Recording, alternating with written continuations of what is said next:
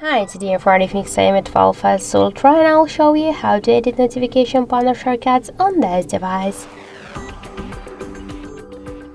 So first open the control panel, and if you want to add here some options or remove some of them or just to change their positions, you should click here to this edit icon and just to remove the options just by click on these red minuses.